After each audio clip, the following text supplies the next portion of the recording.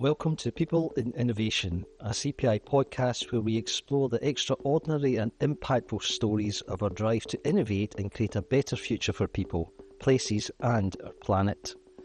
From groundbreaking discoveries to the challenges behind the breakthroughs, we shine a light on the people behind the innovations that are shaping our future. I'm Dave Tudor, Managing Director of Pharma at CPI, and today we're talking to Sir Jim McDonald, Principal and Vice-Chancellor of the University of Strathclyde. So Jim, it's great to see you here today at the Medicines Manufacturing Innovation Centre. This was a dream, I guess, you and I had, 6 or 7 years ago. Talk me through the journey. I was trying to recollect myself. How did we get to this position in the early days with AZ and GSK? Indeed. Well, indeed, David, it's wonderful to be here, just see how well things are going. And you're right, I suspect it might even be longer than that. It could be 8 or 9 years ago, Gosh. David, in your previous role with GSK. I mean, we had a journey that you were part of when the whole idea of continuous manufacturing and crystallisation was there to really drive forward, the manufacturing revolution in pharmaceuticals.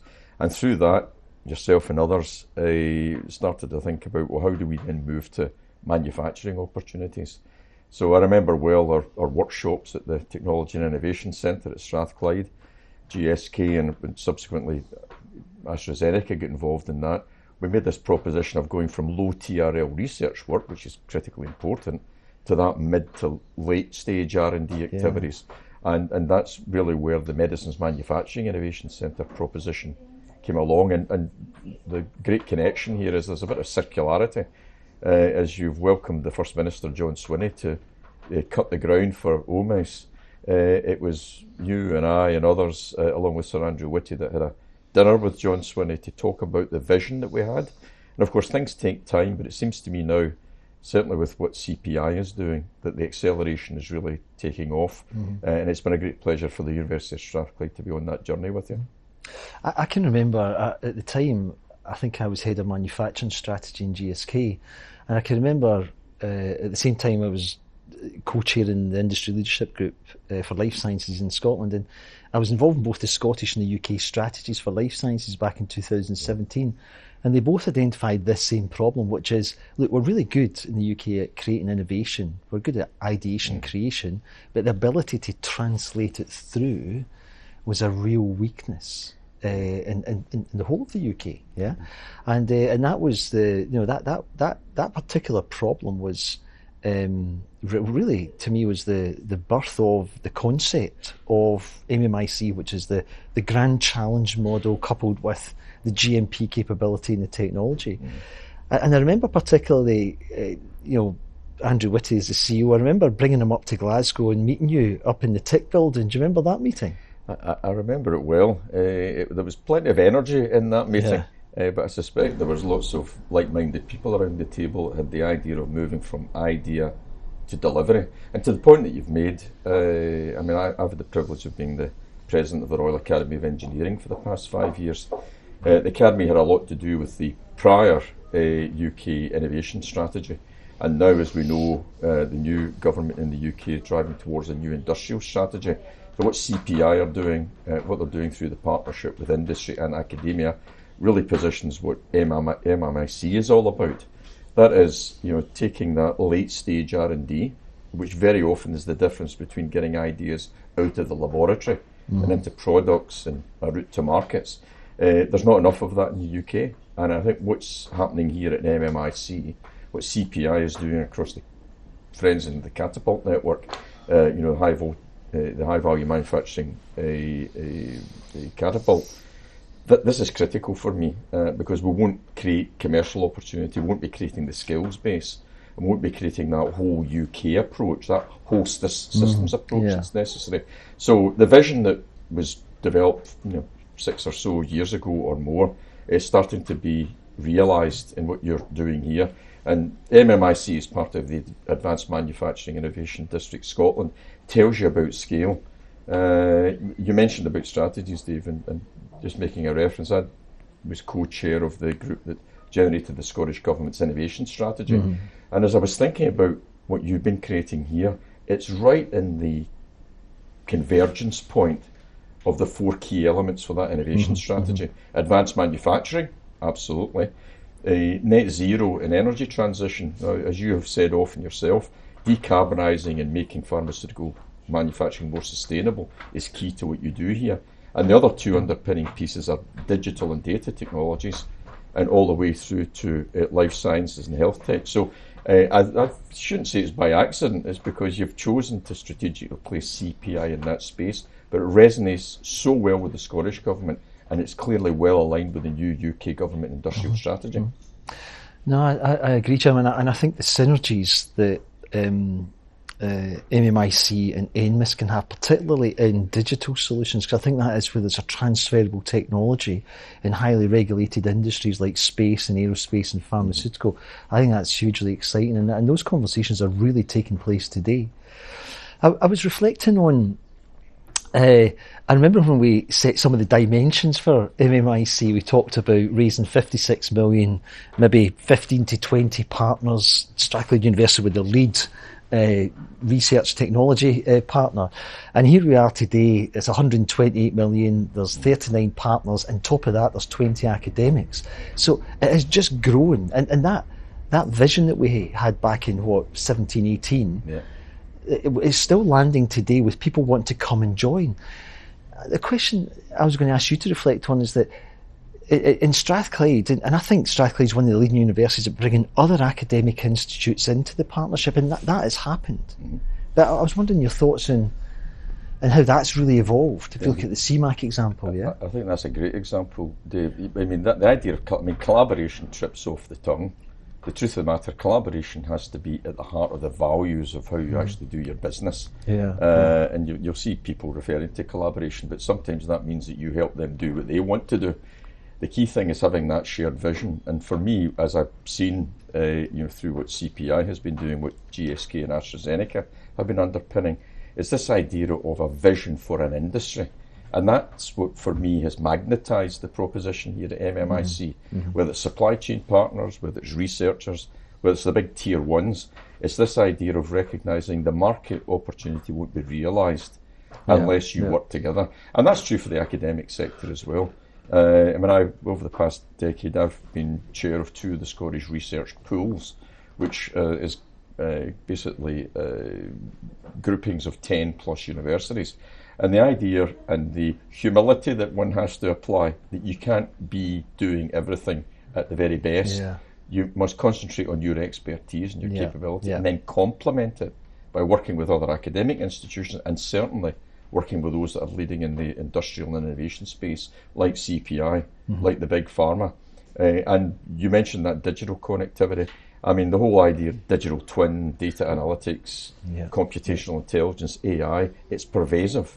And MMIC providing a platform for the pharmaceutical industry is great, but the collaboration it brings across aerospace, automotive, med tech and beyond, that for me is really exciting. And it's, I think, what will bring together UK capability. So as well as creating new spaces, as you're doing through OMIS, I think the very important thing here is let's make sure that the assets that already exist in the UK are leveraged, and you get much greater connectivity, academia, industry, and the innovation centres and catapult components such as you lead. And Jim, I might get you to expand on that. You coined the phrase the triple helix of partnership. But one of my reflections is we started out on really oral solid dose, continuous manufacturing, clinical supply. It's amazed me in MMIC how we've got really ambitious in the technology. We're working with Vaughan at Strathclyde on RNA, we're working with Duncan on oligonucleotides, we're working on digital solutions, and now we're going to drive sustainability. So the technology playing field or the platform has just grown exponentially just now. And how do you're talking about how you prioritise and focus in, and that's always one of the challenges that I face in MMIC. How do you make the right judgments and the right decisions, but how do you do that at a massive university? Speaking as an engineer, the approach that I normally take, Dave, and try to solve any problem, is try to take that systems perspective. Right. Now, clearly, you have to be acutely aware of where your expertise sits. So at Strathclyde, we're a technological university.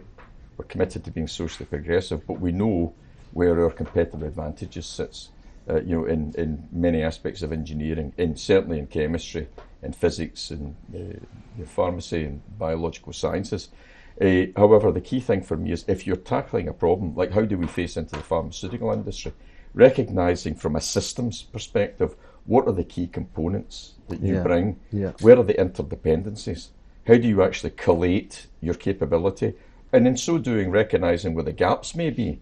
And that's where you can identify areas where you may wish to invest yourself, or very often, more effectively, where you partner and bring other people to bear to get that whole systems approach. So again, it's something I've been heavily involved in with the UK government over the past 5 years. That whole systems approach to tackling net zero is something that can be folded into many other domains, and I'm convinced it's true for pharmaceutical manufacturing. Yeah. Whole systems approach, see where the capabilities are, and recognise where the partnerships are there to bring forward to drive the agenda. And Jim, talking about systems approach, which I absolutely have seen you do that through all of your career, the time I've known you anyway. Strathclyde, and we can see this in CPI, but the partnership ethos that Strathclyde has, the ability to work with government and the different aspects of government, working with different academics, working with industry to create a joint solution is not an easy thing to do.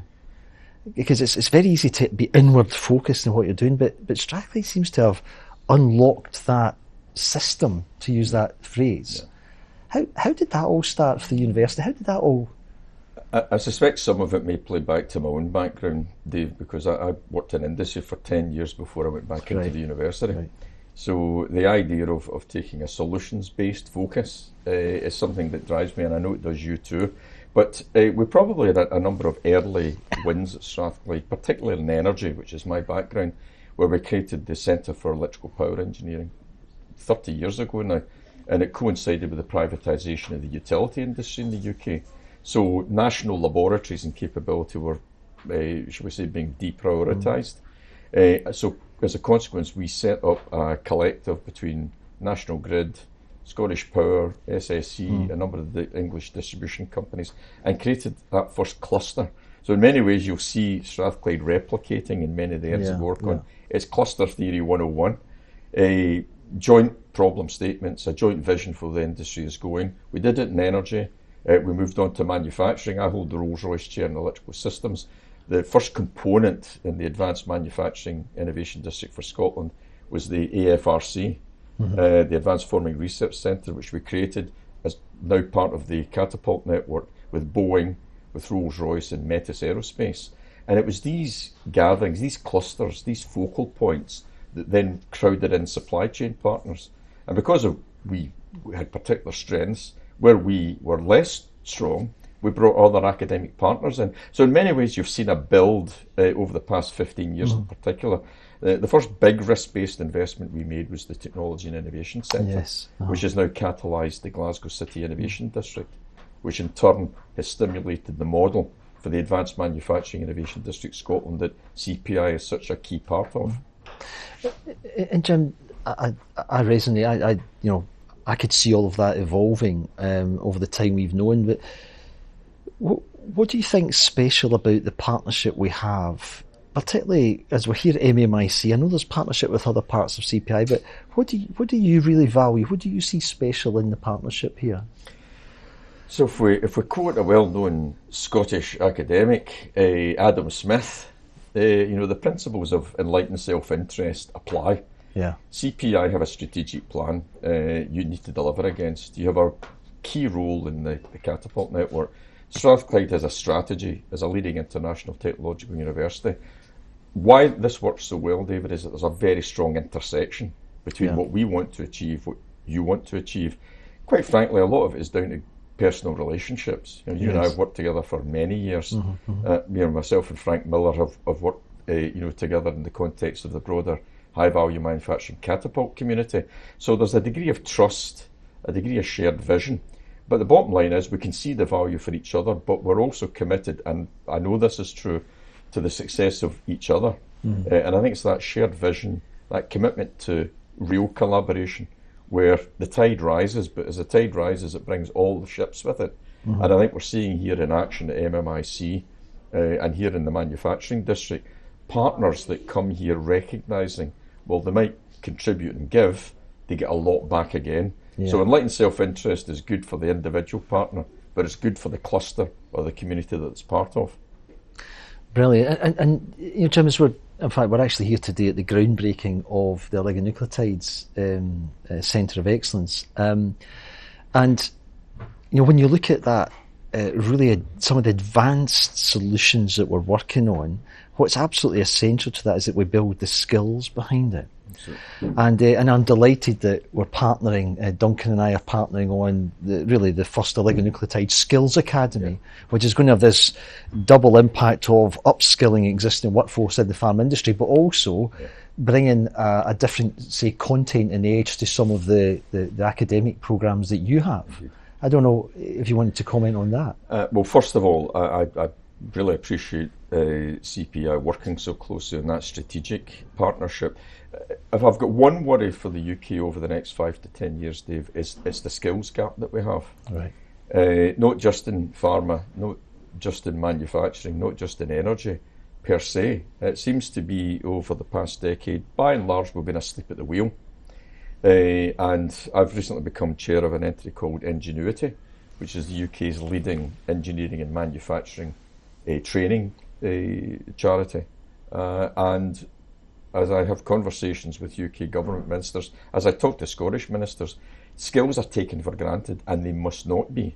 We need to crowd people in to apprenticeships, to graduate and degree apprenticeships, all the way through to bachelor's, master's and PhD.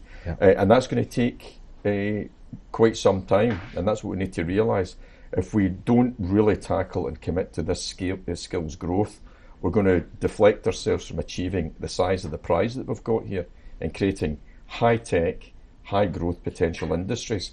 And for me, one of the biggest challenges over the next 5 years, de minimis, for our new UK government, is to really get invested behind that skills agenda. If we do that, it will support indigenous companies, but it will also act as a basis for getting foreign direct investment into the UK. And again, I know that's key for CPI. And then you investing in that skills piece, I think, shows leadership, but also we need to make sure that the industrial base follows that example. Fantastic. You know, and there's no doubt about it. I think CPI can play this role where there's unique advanced technology coming through, catalysing the skills strategy, and we're really keen to not replicate things that exist today, but where it's unique and we're driving advanced technologies, partnering with others to create that skills strategy is key to CPI. Now listen, there's a subject that you and I are very keen about, which is this medicines manufacturing valley. And if you take a step back just now, you look at the Scottish life sciences sector, great results coming out at 10.6 billion, setting this ambition to go beyond 20 billion by 2035. The investments that have been made already, you mentioned the TIC building, there's another one coming behind it as I hear, Jim. There's good things going on with precision medicine and all sorts of things in the service side. And of course, here we are at Advanced Manufacturing Innovation District. We've got these two crown jewels in the National Manufacturing Institute for Scotland and MMIC. How do you see that unfolding? There is no reason with the environment that's been created just now where we can't see more manufacturing opportunities land here and creating this medicines valley. Absolutely. And you can see the private investment starting to get onto the starting blocks here, Dave, with Buccleuch Estates, which is part of the partnership around the Advanced Manufacturing District, prospectively another £200 million worth of private investment to create the manufacturing infrastructure. For me, that is the start. If we actually look forward 5 to 10 years, I truly believe we're coming through the tipping point. And that tipping point has come because of the risk appetite that CPI has, that Strathclyde University has, that our big partners like GSK and AstraZeneca have. And because of that ambition and because of the vision, you can see that Buccleuch Estates have bought into it. And I am very sure that over the next 5 years, as you build capability here at MMIC, as NMIS grows in capability and in programme, the magnetic part of AMIDS will really crowd in growth in the supply chain, but also crowd down further investment. So, I mean, what do people buy into? First of all, it's people.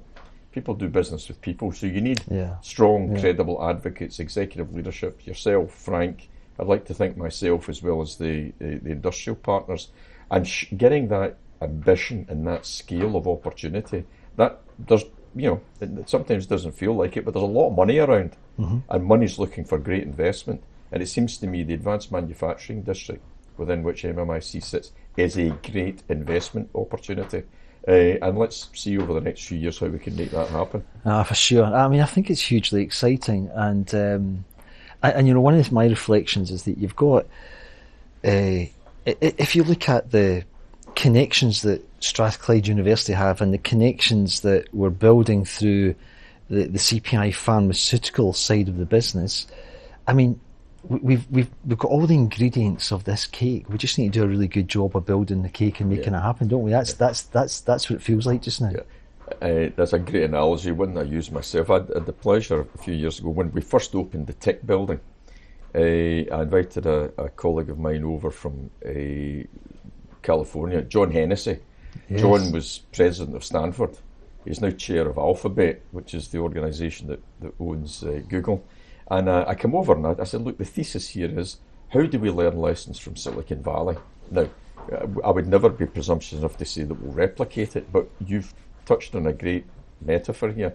For me, the ingredients are always the same, but the recipe changes. And the ingredients are, as we see here, talent, vision, great facilities, science and research, and ultimately that innovation machinery that you've created here. So those are the ingredients. The recipe is under construction, and the recipe is really the Advanced Manufacturing Innovation District for Scotland. And I think with those ingredients, which are very, very strong now, I'm very confident that we can create something that has got the character of what you see in places like San Francisco, in Boston, and Singapore. But the ingredients are there, so let's make sure that the recipe we create together delivers the value that we're hoping for.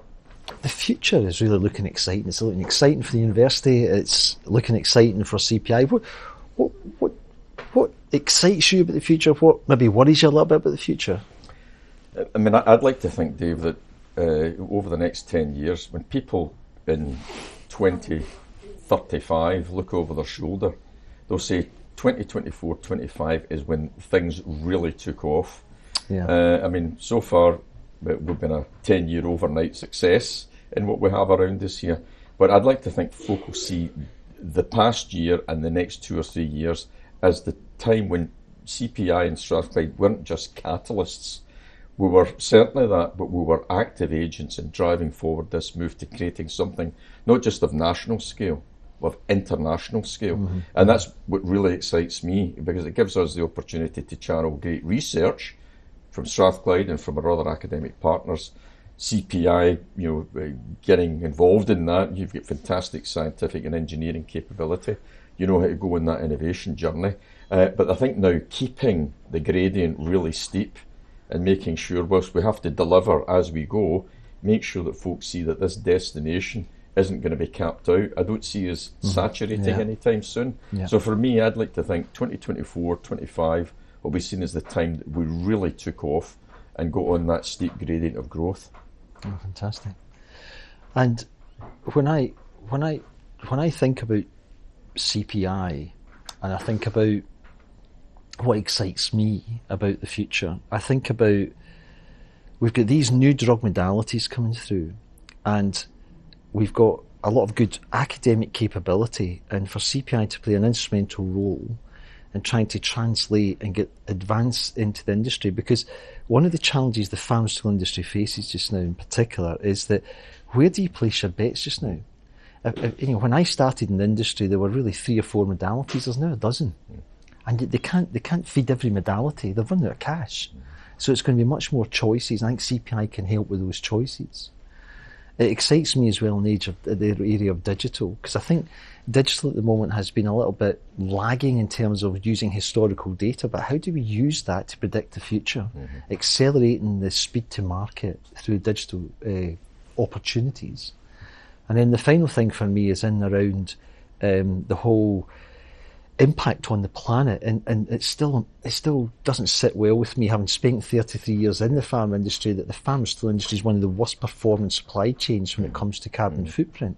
And I think we need to transform the technology and get better in that area, because I think society will judge in the future, am I going to buy this pill or that pill if it's the same thing, and I'm going to buy the one that's got a smaller carbon footprint to take forward. I think that's going to be really areas where CPI can grow and expand in working with partners at the university to make a difference in those areas. Indeed. I mean, you just triggered a thought. I mean, when I'm either giving speeches or giving the occasional lecture, in energy I talk about the trilemma or the quadrilemma. In energy, the trilemma is, and these are competing pressures, cost versus decarbonisation versus a security of supply. And I think there's a model that maps into this space in pharmaceuticals as well, Dave. It might be a quadrilemma, in fact, where you've got innovation and the cost that goes behind that. You've got the skills piece, which we talked about earlier as a concern, the investability in all of that, and sustainability. But if we define the problem well, then we're much more likely to get a good solution. Absolutely. So somewhere in that trilemma, quadrilemma space, actually, if you state the problem, I think you'll gather up solution providers.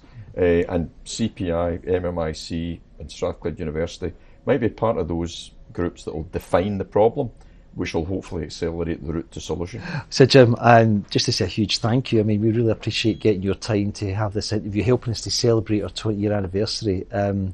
We enjoy working with Strathclyde, and we've known each other for so many years. Just thanks for taking the time out. Thanks for some of the great insights and candid comments. Well, my pleasure, Dave, and for sure CPI is one of our key strategic partners, and we are happy to be building on what is 10, 15 years worth of experience, and we wish you well for the future, and we hope we're part of that journey as you go.